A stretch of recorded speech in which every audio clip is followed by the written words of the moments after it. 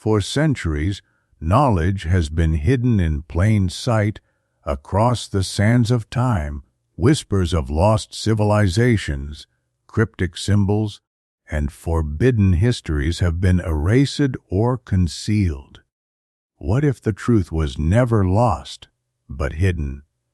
Welcome to Eye of Ancient Mysteries, where the past speaks and the future listens. Sit back, open your mind, and prepare to uncover the untold secrets of our world. Let the journey begin now. We were seated after dinner around the round table in a cozy corner, and Professor Alander was offering me his cigars while our wives unfolded their needlework. "And what would you choose?" he asked my wife, continuing the thread of our conversation. "The invisibility hat or Dr. Faust's cloak? Fortuna's inexhaustible purse, or the apple from the tree of life, or perhaps the cloak, of course, the cloak," my wife exclaimed enthusiastically.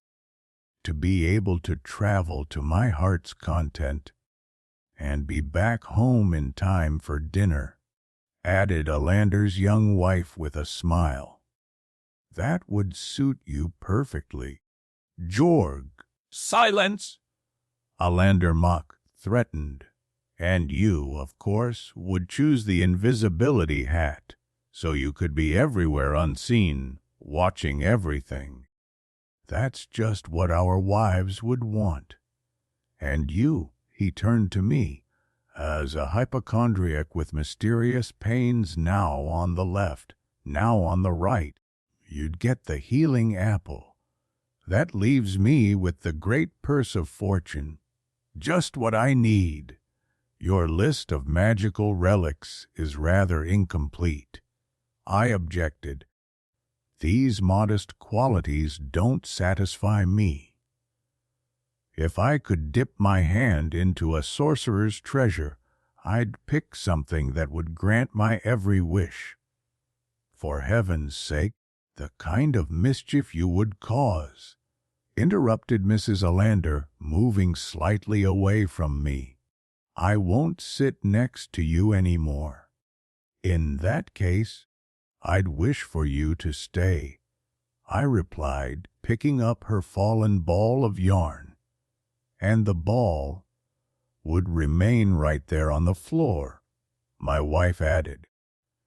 "And you'd be the most miserable man in the world," she continued. "Someone whose every wish is fulfilled and who has nothing left to desire." "I'm not so sure," I countered. "First, I could undo any foolish mistake, and second, you could even wish for the necessary wisdom beforehand." Alander quipped sarcastically.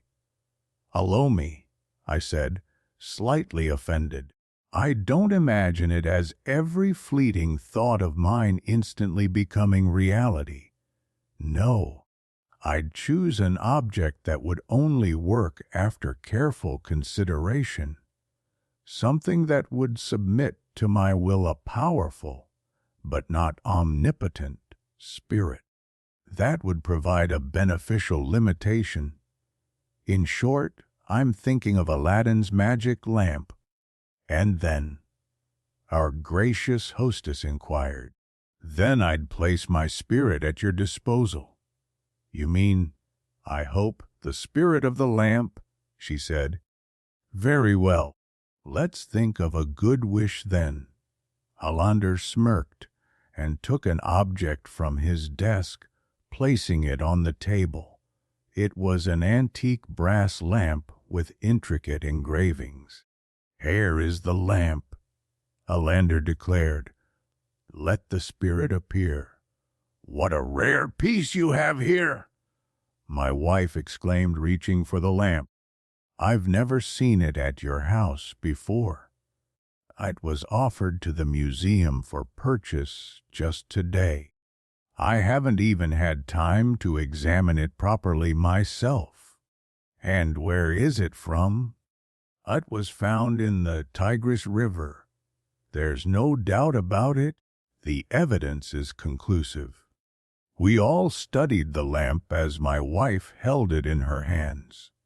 Found in the Tigris, she mused aloud. But wasn't Baghdad situated along that river? And in Baghdad stood Aladdin's palace. I finished. But the lamp is obviously much older and not of Arabic origin, Alander observed. That proves nothing, I countered. As we know, Aladdin took the lamp from an underground chamber at the behest of an African magician. Perhaps it had been burning there for centuries.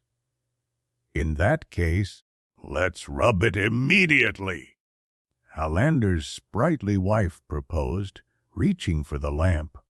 What are you doing, Helene? The professor scolded, horrified. That beautiful patina! You'd ruin the lamp's entire value. Mrs. Alander huffed and returned to her needlework. What use was Aladdin's magic lamp if it couldn't be rubbed? For the second time, I picked up the fallen ball of yarn and was just about to add a few words in favor of the rubbing experiment when my wife suddenly exclaimed, "But there's an inscription here at the bottom. Look." Once again we leaned over the lamp. It's in Arabic, Alander declared. He fetched a magnifying glass and struck a match. Oh, if only this were Aladdin's lamp! Mrs. Alander sighed dreamily. Then rubbing it wouldn't damage the patina. She impatiently tapped her knitting needle against the table. The ball of yarn rolled to the floor again, as the spirit very frightening when it appears. That depends on how vigorously one rubs, I explained, bending down. Usually, it emerges in a cloud near the ceiling, but I could command it to hide under the table immediately. Since, no doubt, your first wish would be to retrieve that ball of yarn, would you be afraid? Mrs. Alander asked my wife. You're behaving, Alander interjected, still bent over the inscription, as if Aladdin and his lamp spirit actually existed. One shouldn't exaggerate such nonsense. Oh, please, I protested. Then you, my dear friend, are seriously behind the times when it comes to culture. It's true that until recently, traditional fairy tales and ghost stories were dismissed as mere folklore, just as the miracles of saints were considered mythical embellishments of religious veneration, or the healings at the temple of Asclepius were thought to be charlatanism by greedy priests. But ever since we have transcendental psychology, the Society for Supernatural Experiments, and the science of mysticism, since clairvoyance, spirit conjuring, and astral doubles have become undeniable facts, it is known that people can indeed travel through the air in their astral bodies, and that Asclepius once reattached a woman's severed head after extracting a worm from her body. All the miracles and magic told by antiquity and the Middle Ages were wrongly dismissed as poetry or superstition. We now understand that they were scientifically explainable phenomena. Odysseus truly visited Hades. Dante was indeed guided through the underworld by Virgil. Saint Anthony preached in Montpellier while simultaneously singing Alleluia in his monastery. Just as an Arab sheikh once forced a caliph to live through years of misfortune by dipping his head into a bucket of water, thus altering his perception of time, it will turn out that the story of Aladdin's magic lamp is also true. One need only try to explain the actions and powers of the lamp's enchanted spirit through the lens of transcendental psychology. Alander finally tore himself away from his task, clearly having missed the latter part of my argument entirely. "Strange," he remarked. "Do you know what is written here? It is quite clear, Aladdin of Baghdad, and then approximately in meaning, let no believer be tempted by what Allah has hidden here." We remained silent, involuntarily uneasy. "The inscription is old," Alander continued, "carved in the 12th or 13th century. Extremely interesting, though probably just a coincidence. There must have been thousands of Aladdins in Baghdad. However, there is also the possibility of some connection to the tale, which would serve as proof that its origins are much older than the Egyptian version we know. Perhaps it was a joke, a trick by some swindler trying to sell the lamp as magical. In any case, it's quite fascinating. Let's try anyway. But, Helene, please." Our friend here claims that this can be explained. Alander laughed. "Well, we can certainly listen to the explanation. Go ahead, wooden philosopher. First of all, I claim that the story of Aladdin and the magic lamp is not a fabricated fairy tale, but rather based on a historical event. Naturally, not in every detail. There are embellishments, of course. But the essence of it, I believe, is this: an African sorcerer, as the tale tells us, learns of the existence of a magic lamp, whose powerful spirit obeys its owner. To obtain the lamp, the sorcerer requires the hand of a young boy. By chance, the boy ends up possessing the lamp himself and gains power and wealth through it. In the light of science, the story appears as follows. The sorcerer from Africa is a man who understands hieroglyphs and has learned the secret of the lamp from a long-lost and recently discovered papyrus. The fundamental questions, therefore, are: first, is it possible that there exist spirits capable of performing acts that seemingly contradict our known laws of nature? Second, is it possible for these spirits to be bound to the possession of an ordinary object like this lamp? Let's examine the first issue. Throughout history, experience has confirmed the existence of such spirits in both the East and the West. Countless testimonies from writers support this idea. Only the skepticism of the Enlightenment led the materialistically inclined part of the world to limit itself to simple sensory experience and to deny any supernatural influence. But Democritus, Plato, Aristotle, Epicurus, Seneca, Pliny, Plotinus, the Church Fathers, Avicenna, Albertus Magnus, Thomas Aquinas, Paracelsus, Luther, Cardano, Kepler, Helmont, Swedenborg, Schopenhauer, and Karl von Prelheim, some of the greatest minds of all time, were convinced of the active force of the supernatural world. Therefore, the fact is proven. Based on a transcendental worldview, it is not difficult to explain. It would be absurd to claim that there are no other intelligent spirits beyond humanity, spirits that, endowed with different senses, can interact with us only under certain conditions. Such spirits are independent, not from the laws of nature, but from the way these laws appear to our senses in practice. Consequently, these spirits may possess means of influence that remain entirely unknown to us, just as a primitive tribesman is baffled by a telescope, a steam engine, or a telephone.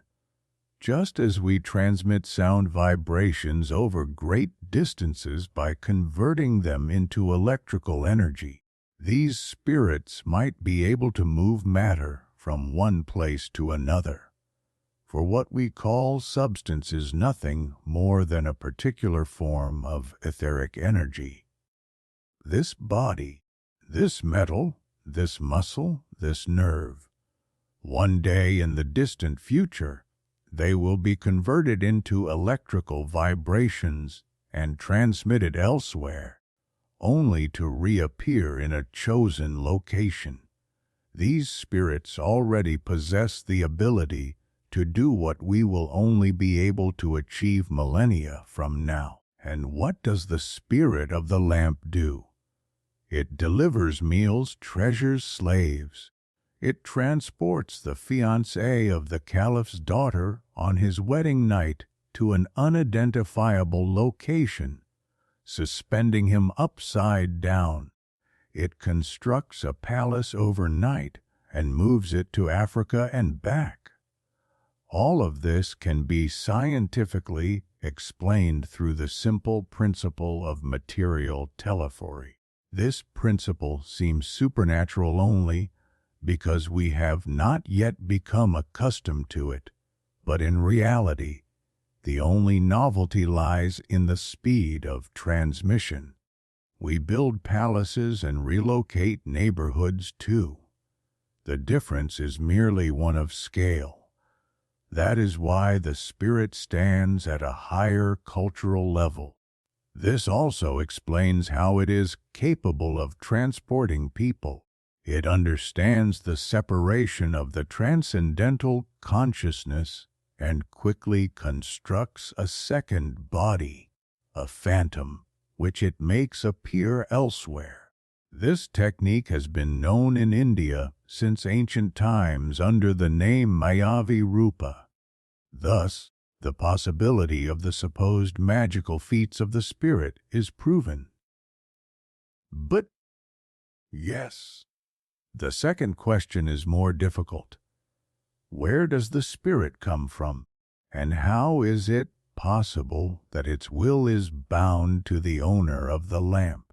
I must admit that I am too new to transcendental psychology to provide a definitive answer. Others may be able to explain it better. I imagine it as follows. The beings of the spirit world form an ethical community, so the need for punishment may arise. Just as the transcendental self creates a human body to expand its experience through earthly incarnation and is subject to the laws of material existence, so too might an ethically immature spirit be bound as a punishment to an artificial object, a ring, a lamp. Since objects are projections of organic structures, meaning they are nothing more than secondary formations, the punishment for the spirit is even harsher. Outside of its astral body, it no longer has, as we do, a protein-based body, but a metallic one. The rubbing of the lamp corresponds precisely to the so-called magnetic friction used in hypnosis. Through it, the transcendental consciousness is released, but it will remain subject to that of the hypnotist. I remind you of the well-known manifestations of suggestion in which a hypnotized person can be made to perceive any illusion and to perform any action. It would be illogical to deny that the transcendental consciousness bound to the lamp could also be released by rubbing it. Naturally, the hypnotist would then be able to direct the spirit according to his own will. Thus, With complete certainty and scientific conviction, I declare the slave of Aladdin's lamp existed and performed his miraculous deeds. If his time of punishment has not yet expired, he is still bound to the lamp. And if this lamp before us is indeed the true lamp of Aladdin, as I suspect, then I am prepared to prove by experiment that the spirit must obey me." "Very well said." Alander approved with amusement. This could be printed word for word in the Sphinx. If only I were sure the spirit could restore the worn patina. "What a pity," my wife sighed. "I enjoyed imagining that this was Aladdin's lamp. But after hearing your philosophical arguments, I am convinced that none of them are true. I'm sorry, you lack the organ for faith in science. But you, Mrs. Alander, you are an open-minded person and surely will not doubt the spirit of the lamp. You know." Alander hesitated. "To be completely honest, I didn't entirely understand your scholarly speech. I would need to read it in print first. I'll say it simply. If the story were true, the sorcerer would have retrieved the lamp himself instead of first thinking of Aladdin." "What a shame! I thought I spoke so clearly." "Your objection is not unfounded, however, because in all mystical operations, as practice shows, a medium is necessary. The sorcerer must have realized that Aladdin was suitable for this. Even the lighting of kindling on the stone slab at the entrance suggests that Aladdin was acting in a somnambulistic state. How else could he have survived 3 days without food? And what happened to the lamp after Aladdin's death? It seems he personally threw it into the Tigris to prevent misuse. And how do you explain the existence of the underground chamber and the placement of the lamp there?" Alander asked. This question puzzled me slightly. So I first picked up my diligent neighbor's ball of yarn for the 6th time, then said, "I could argue that we simply have to accept this as a historical fact. From a theoretical perspective, it also makes sense. Just as a plant needs suitable soil to grow, and just as a transcendental spirit cannot form its body from mere air, but requires the womb for its development, the metallic body of the lamp's spirit could only be created in the right environment. Perhaps there was a transcendental goldsmith's workshop there, as suggested by the presence of the precious jewels. The Egyptian papyrus from which the so-called sorcerer derived his knowledge may have actually been an ancient geological map, compiled through clairvoyance. You are impossible to refute."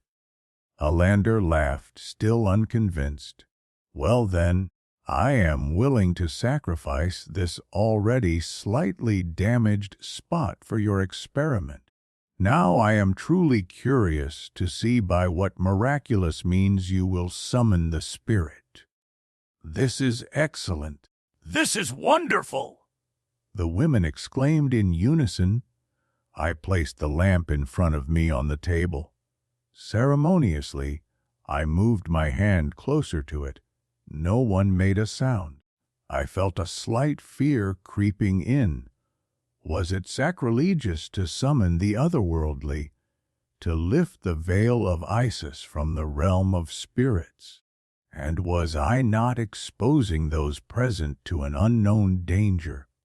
But a scientific theory needed to be confirmed. It had to happen. And what if the experiment failed?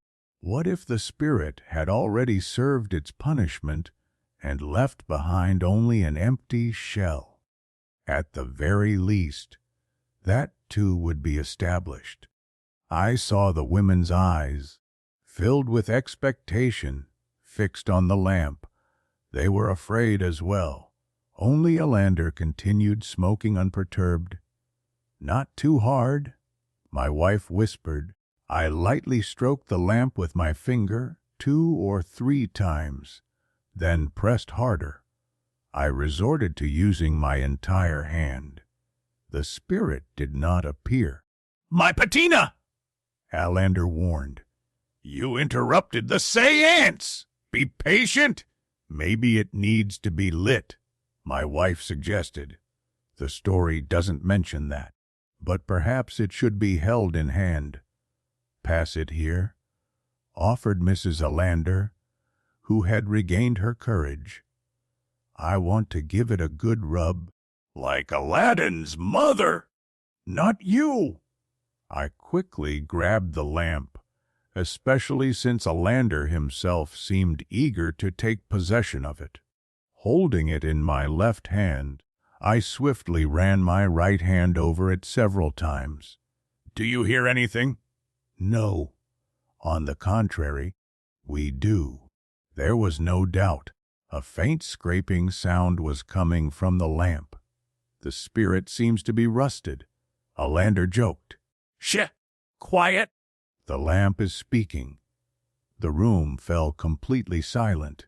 We hardly dared to breathe. Our blood ran cold.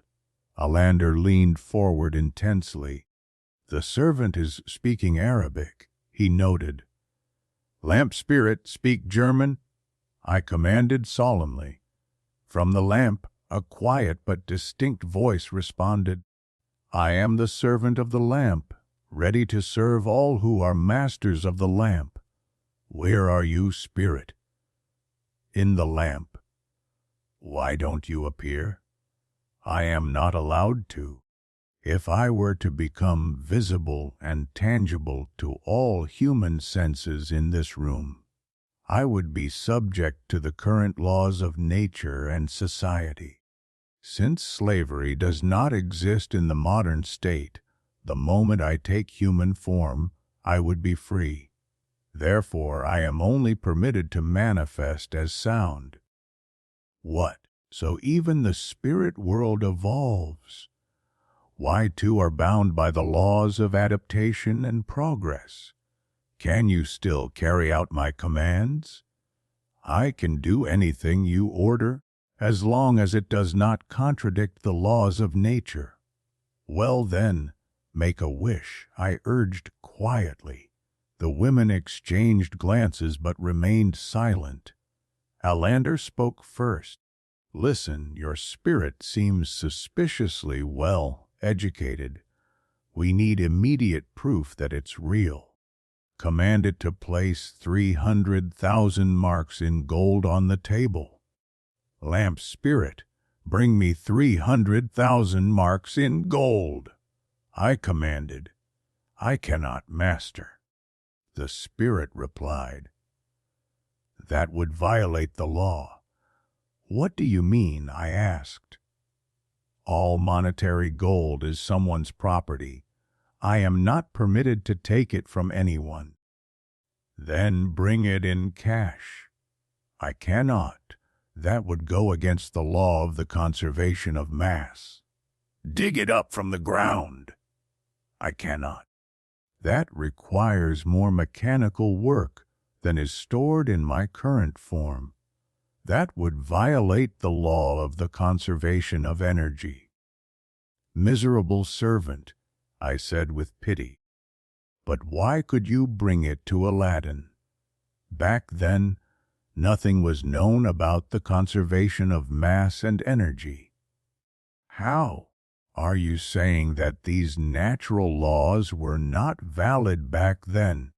"Natural laws," the spirit replied, "are nothing more than the expression of the scientific consciousness of a specific time. In my transcendental consciousness, I am independent of this, but regarding my actions within time, In your era, I must abide by the conditions that are the pillars of modern culture. We cannot return to the uncritical worldview of a bygone era. Remarkable spirit, Alander remarked. Your spirit is 10 times smarter than you transcendental psychologists. Ask it something that only the future will discover. Lamp spirit, what causes the gravity of bodies? I asked. Cannot tell you. It would violate the law of the sequential development of mathematical natural sciences if anyone already knows the answer today. Clever one! Let it go! No, no, the women cried. We want to make a wish, too. Go ahead, I agreed, somewhat disheartened. If it even makes any sense, tell it to take us all 4 to the Bay of Naples. Do you hear, servant, what my wife commands? Obey! Oh, master, that goes against the laws of mechanics. Then bring us to a lunatic state and take our astral bodies there. In the past, I could do anything because everything was considered possible. Now I can only separate the astral body in people whose nervous systems are predisposed to it. However, none of those present here have the mediumistic gifts. My wife shrugged and said, I already thought nothing would work. I guess I won't be going to Italy. I was seething inside at the degenerate spirit and wished I had never touched the lamp. I sighed. Alander rubbed his hands with a smile and tossed in. Seems like the spirit is not doing you any good. You look quite upset now. You should have chosen the apple of life. Well, Helene, now it's your turn. Maybe you'll have better luck. Mrs. Alander leaned her hand on the table and absent-mindedly tugged at the curls on her forehead. I really don't know what to wish for. She hesitated. The spirit can't take us to Italy, but it might make us burst from frustration. Perhaps it could provide us with some universal remedy. Spirit, bring me a life-giving elixir. Master, they don't have that. Nowadays there are only specialists. Is there anything else you desire, Professor? I deeply regret. Oh, well, never mind, Helene sighed and reached for her needlework again. Actually, I'm completely satisfied, and at the moment I don't need anything more. The ball of yarn fell under the table. Aha! My neighbor realized. I would still wish that my ball of yarn would no longer fall. Spirit, I conveyed her request. You heard it? Obey! Master, the spirit answered sorrowfully, I cannot do that. It would violate Galileo's laws of free fall and the natural history of women's handicrafts. Damn it! I cried in outrage. What can you actually do, lazy bones? Anything that doesn't violate a law certified by the consciousness of the era. And I am destined to be freed when my master can no longer name a wish whose fulfillment would not disturb the causal relationships of the world. Then I muttered despairingly, at least raise the ball. This surely doesn't violate any law. Forgive me, master, but that's not possible either. Why not? According to the laws of the universe, which modern science assumes as necessary, your muscles are destined, as they bend your body, to perform 916.11 meters kilogram of work this evening. If I were to take even 5% of that from you an excess of energy would accumulate in you, turning into mental energy and creating a transcendental psychological article. Because for this, only a minimum amount of energy is required. Indeed, this would force 26 readers to cancel their subscriptions to the relevant newspaper, but at least one person would read it so diligently that they might fall asleep, bending too close to the lamp. A fire would break out in the house and spread to the whole neighborhood. A military warehouse would explode, shifting the center of gravity of the Earth by 1,000th of a millimeter. As a result, the Earth would collide with the Sun 2 million years earlier. So, you see, it's impossible for me to raise the ball. "Oh, wise spirit!" I exclaimed. "We are unworthy of you, you are free." I placed the lamp on the table. A beam of light sneaked out from within and disappeared like a faint cloud on the ceiling. At least, that's how it seemed to me. A distant voice echoed softly, thank you for my salvation after 3,000 years of imprisonment. I am flying from the era of necessity to transcendental freedom. No ball shall fall from the table without the entire universe trembling from its fall." I picked up the ball and placed it next to the lamp. It rolled down again. "You could become famous as a ventriloquist," the professor concluded. "Such people cannot be convinced.